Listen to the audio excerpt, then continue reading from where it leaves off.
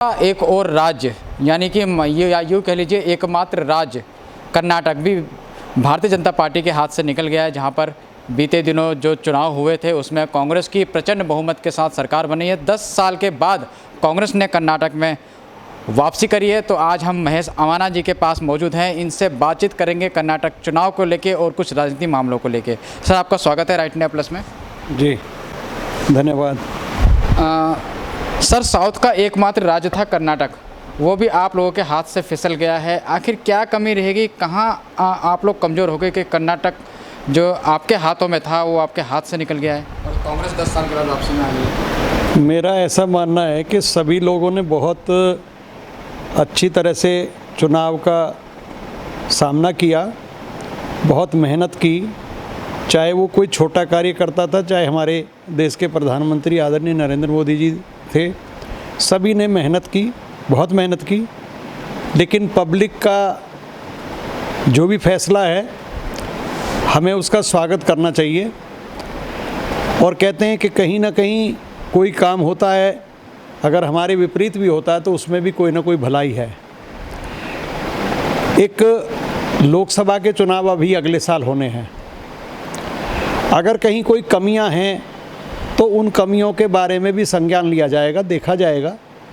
Party ऊपर से नीचे तक सारा इस चीज़ के ऊपर सर्वे करेगी, बात करेगी कि भाई कहाँ हमारी कमी रही है, क्यों ऐसा हुआ है, क्यों हम हारे हैं।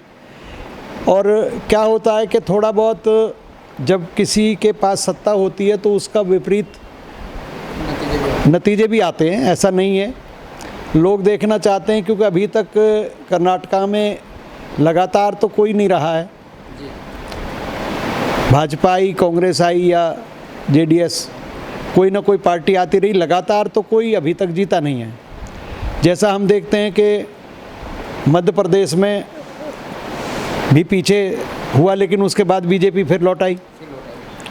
राजस्थान में अभी तक का ये रहा है कि हर बार 5 साल में सरकार बदल जाती है।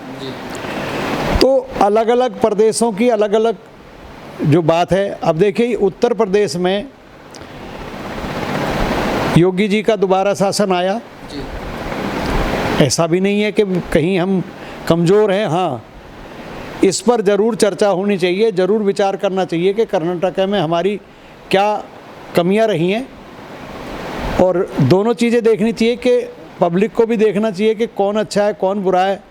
अभी मुझे ऐसा लगता है कि अभी लोग सोचते हैं कि भाई विधानसभा में करने से कोई फ़र्क नहीं पड़ेगा, लोकसभा में मोदी जी को दे देंगे, ऐसा भी हो सकता है। सर, जैसे कि आपने अभी लोकसभा चुनाव की बात करी है, तो नहीं लगता आपको जिस तरह से कांग्रेस की राजस्थान में सरकार बनी, हिमाचल में सरकार बनी और पहले मध्य प्रदेश में भी सरकार बनी, बाद में बीजेपी ने वापसी करी, तो जिस तरह से कांग्रेस जीत रही है राज्यों को, क्योंकि अब कर्नाटक भी जीत गई है, तो कहीं ना कहीं 2024 में बीजेपी के लिए, खासकर मोदी जी के लिए जो है रास्ते मुश्किलें हो सकती हैं, भरे हो सकती हैं? नहीं, ऐसा नहीं है। उत्तराखंड में आप देख लीजिए, उत्तराखंड में अभी हमारी सरकार बनी है दोबारा से उत्तर प्रदेश में बनी है। और साथ के साथ ही जो है, मैंने मध्य प्रदेश का उदाहरण भी आपको दिया कि चला नहीं पाई सरकार और वापसी हो गई।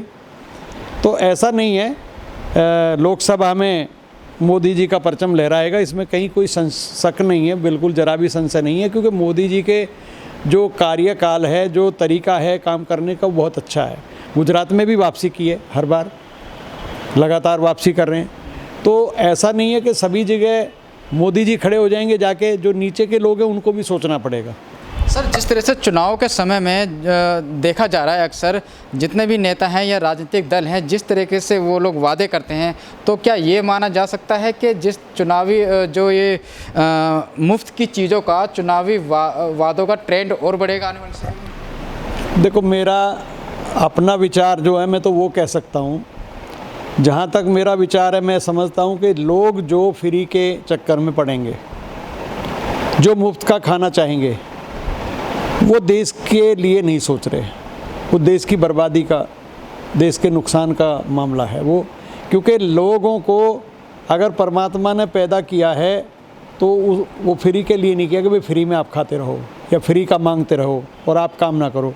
आपको मेहनत कश बनना पड़ेगा, मेहनत से कमाना पड़ेगा, मेहनत से खाना पड़ेगा और जो मेहनत की कमाई खाते हैं और मेहनत करते हैं वही देश तरक्की करते हैं। मेरा बिल्कुल क्लियर कट कहना है कि मेरा हमेशा से एक विचार रहा है कि आप कहीं बहुत मजबूर हैं, आप कमा नहीं सकते, आप अपंग हैं, आपको आप देखते हैं ब्लाइंड भी होते हैं, वो भी नौकरी करते हैं, उनको भी नौकरी मिलती है, वो भी काम करते हैं। अंधा आदमी भी जो है कमा के खाता है। तो जिनको भगवान ने हाथ पैर दिए, अच्छा स्वस्थ शरीर दिया है, उनको मांगने की ज़रूरत नहीं होनी चाहिए, उनको फ्री के चक्कर में नहीं पड़ना चाहिए। उन लोगों को मेहनत करके खाना चाहिए। और जहाँ तक अब लुटेरे भी हैं, क्या लुटेरे भी तो लूटपाट करते हैं। तो एक तरह से समझो कि आप अपने देश को लूट रहे हैं अगर आप फ्री का आपको लालच है। और कोई भी सरकार है जो फ्री का काम करेंगे, फ्री की चीज़ें देने की वादे करेंगे, वो विकास नहीं कर सकते, क्योंकि उनके पास इतना धन नहीं होगा, क्योंकि वो विकास करेंगे या फिर लोगों के ऊपर लुटाएंगे। अब लोगों के ऊपर लुटाएंगे तो फिर विकास नहीं होगा। सर, राहुल गांधी जी ने भारत जोड़ो यात्रा शुरू की थी, जिसके बाद 2024 का चुनाव को मोदी बनाम राहुल देखा जा रहा था। लेकिन अब जिस तरह से कर्नाटक में इनकी प्रचंड जीत हुई है, एक बार फिर इनका मनोबल बढ़ गया है और मोदी जी के सामने राहुल गांधी जी का चेहरा लेकर आ रहे हैं। देखिए, राहुल गांधी को तो अभी लोगों ने एक्सेप्ट नहीं किया। आप कर्नाटक की एक जीत को ये मत समझिए कि राहुल गांधी की जीत है। आप यहाँ जो अभी हिमाचल में हुआ है, वो आप उसको राहुल की जीत मत समझिए। वो जनता परिवर्तन करती रहती है। कहीं कहीं किसी प्रदेश में कभी कांग्रेस आती है, कभी बीजेपी आती है, कभी कांग्रेस आती है, कभी बीजेपी, ये चलता रहता है। तो इस चीज़ को तो नहीं देखेंगे हम, इस चीज़ में नहीं देख सकते कि राहुल गांधी कहीं अभी मुकाबले में खड़े हैं मोदी जी के। में मोदी जी के मुकाबले में खड़े होने के लिए उनको बहुत कुछ सीखना पड़ेगा, अभी बहुत ज़रूरी सीखना पड़ेगा। और जब तक वो इस लेवल पे नहीं आएंगे कि उनको सीखना पड़े, तब तक ये नहीं आ सकते। कर्नाटक एक चुनाव हो गया, ठीक है, मानते हैं, लेकिन लोकसभा में ज़्यादा सीटें, बहुत ज़्यादा सीटें, जैसे पिछली बार आपने देखा मोदी जी की सारी सीटें आई हैं, लेकिन थोड़ा बहुत अंतर हो जाएगा वोट का। अब आप जो हमारे यहाँ पर अभी कर्नाटक में आपने देखा होगा, डिटेल देखी होगी आपने, उसमें बहुत कम मार्जिन से, ना के बराबर मार्जिन है, कहीं 105 है, कहीं 200 है, कहीं 300, कहीं 700, कहीं 800, कहीं 600 है, 800-900 तक वोट पे लोग हार गए हैं चुनाव। तो बहुत ज़्यादा अंतर नहीं है। तो लेकिन फिर भी जो वोट परसेंटेज है वो उस पर फ़र्क आया है, क्योंकि जेडीएस का कम हो गया, कांग्रेस का उधर बढ़ गया। तो जेडीएस का, इसमें कांग्रेस की एक जो बीजेपी की कमी रही, उन्होंने कहा कि भाई जेडीएस को वोट नहीं देना, ये देना। तो वहाँ क्या होता कि ये दोनों मिलके सरकार बनाते, अगर जेडीएस की सीटें ज़्यादा आती तो ये भी एक मुझे कमी लगती है कि हमें क्या ज़रूरत है कोई किसी को भी वोट दे, हमें तो अपने लिए वोट मांगना चाहिए, भारतीय जनता पार्टी के लिए वोट मांगना चाहिए। अब वो जेडीएस को देते तब भी उनकी ताकत बन रही है, वो मिल के सरकार बना सकते थे। अब जेडीएस के लिए बीजेपी ने मना किया कि जेडीएस को वोट मत देना, वो तो कांग्रेस के ही मतलब की वोट है। तो कांग्रेस और जेडीएस तो एक ही है, ये समझ लीजिए। सर, चलते चलते आपसे एक आखिरी सवाल पूछना चाहता हूँ, क्या भारतीय राजनीतिक दलों के लिए राजनीति कम बढ़ गई? क्या फिल्मों के ऊपर राजनीति की जा रही है?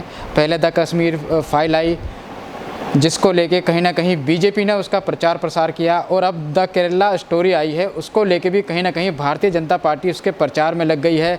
यहाँ तक कि छात्रों और महिलाओं के लिए टिकट मुफ्त कर दी है। इसमें जो मेन कारण है, ये पिक्चरों पे राजनीति किसने शुरू की है। द कश्मीर फाइल आई थी तो जो विपक्ष के लोग हैं उन्होंने इस पर राजनीति शुरू की कि द कश्मीर फाइल जो है किसी ऐसे मुद्दे पर बनाई गई है कि जो कश्मीर का में हुआ नहीं, उनका कहना है। लेकिन हकीकत ये थी, ये चैलेंज किया गया उस पिक्चर के ऊपर तो, कि सच्चाई को अगर दिखाना गुनाह है, सच को दिखाना गुनाह है, तो उस व्यक्ति ने जो पिक्चर बनाई वो सच्चाई के ऊपर बनाई, और सच्चाई को सबके सामने लाना उचित है। अब शुरू किसने की? शुरू विपक्ष ने की। द कश्मीर फाइल को उन्होंने विरोध किया। क्यों किया भाई? पिक्चर को देखो आप, अगर आपको अच्छा लगता है तो ठीक है, नहीं अच्छा लगता तो ठीक है, अपनी अपनी मर्जी, अपना अपना स्वाद है। किसी को गाने अच्छे लगते हैं, किसी को स्टोरी अच्छी लगती है, किसी को एक्टर अच्छा लगता है, किसी को हीरोइन अच्छी लगती है, किसी को हीरो अच्छा लगता है, किसी को विलन अच्छा लगता है। तो विलन, ये लोग विलन की भूमिका निभा रहे हैं विपक्ष वाले। हम लोग एक ईमानदार हीरो की तरह अपनी जो बात रख रहे हैं। हम कहते हैं कि भाई ये सच्चाई है, उसको देखना चाहिए। द केरल स्टोरी जो आई है वो मैंने खुद देखी है पिक्चर। उस पिक्चर के अंदर क्या है कि जो जिहाद चल रहा है, जो धर्म परिवर्तन चल रहा है, जो छोटी लड़कियां हैं, बच्चियां हैं, जो अभी युवा पीढ़ी की तरफ आगे बढ़ रही हैं, जो स्कूलों से कॉलेज की तरफ जा रही हैं, उनके साथ उनके दिमाग को परिवर्तित किया जाता है, उनको बरगलाया जाता है, उनको बरगला के दूसरे गलत रास्तों पर उनको ले जाया जाता है। और धर्म परिवर्तन उनको इस तरह से मोटिव किया जाता है, उनके ऊपर मतलब इस तरह से प्रेशर किया जाता है कि उसमें दिखाया कि कॉलेज के अंदर ही कुछ लड़कियों को ट्रेंड करके, कुछ लड़कों को ट्रेंड करके भेजा गया है कि भाई आप कॉलेज में आपको ये पढ़ाई के साथ, पढ़ाई की इतना नहीं ज़रूरत है जितना आपको इस पे फोकस करना है कि उन लड़कियों को पढ़ाओ, इस तरह से उनको सिखाओ कि भाई वो हमारे मुस्लिम धर्म को अपनाएं। तो धर्म परिवर्तन तो बहुत गलत है। किसी के धर्म को, मान लो मुसलमानों को अगर हम ये कहते हैं कि हिंदू बनो आप, तो उनको दर्द होता है कि नहीं होता है? होता है। अपनी स्वेच्छा से अगर कोई व्यक्ति धर्म परिवर्तन करता है अपनी मर्जी से, उसके ऊपर तो कोई जुर्म नहीं होता। लेकिन जिनका माइंड वॉश करके उस धर्म की तरफ ले जा रहे हैं, उसको उसमें सच्चाई दिखाई गई है कि ऐसा हो रहा है। केरला की कोई लड़की थी जिसके साथ ऐसा हुआ, उसने सच्चाई की जो बात थी, जो कहानी थी, उसके साथ जो बीता उसके ऊपर, वो उसने सब कुछ बताया और उसी को लेकर के वो पिक्चर बनी। तो इसमें क्या है कि मैं तो ये कहना चाहूँगा कि ज़्यादातर जो नई युवा पीढ़ी है, जो थोड़े से कम समझ हैं, जो अभी स्कूल से कॉलेज की तरफ जा रहे हैं, ऐसे बच्चों को तो द केरला स्टोरी ज़रूर देखनी चाहिए। खासकर बेटियों को भी देखना चाहिए कि बेटियों के साथ उसमें कितना अत्याचार होता है, उनको किस तरह से उनका माइंड वॉश किया जाता है, किस तरह से उनको जिहाद की तरफ धकेला जाता है और फिर उनको यहाँ से विदेश ले जा कर के दूसरे देशों में जहाँ जिहाद चलता है वहाँ उनके साथ बलात्कार जैसी और इस तरह की घिनौनी हरकतें उनके साथ होती हैं।